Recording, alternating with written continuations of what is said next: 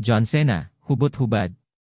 Sa Oscars 2024, isang nakakagulat na eksena ang naganap ng si John Cena, ang dating wrestler na ngayoy aktor, ay maglakad sa entablado na halos hubot-hubad habang ipinapakita ang award para sa Best Costume Design.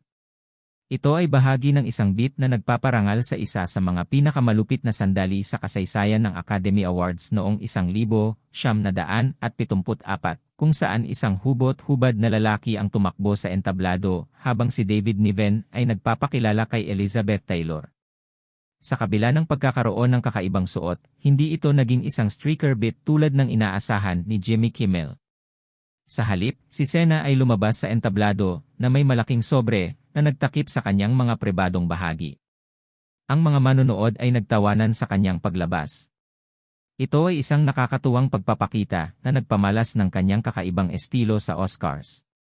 Si Cena ay may koneksyon sa Oscars ngayong taon dahil sa kanyang cameo sa pelikulang Barbie, na nominado para sa 8 Academy Awards.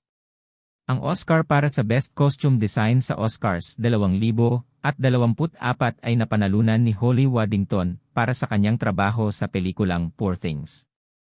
Ang Poor Things ay nagwagi rin ng iba pang mga Oscar, kasama na ang Best Makeup and Hairstyling, Best Production Design, at Best Actress para kay Emma Stone. Kaya ang tanong, sadya ba talagang nakahubad si John Cena? Ang sagot, hindi. Ang actor-wrestler ay may suot na modesty pouch na karaniwang ginagamit kapag may kinukunang intimate scenes sa mga pelikula.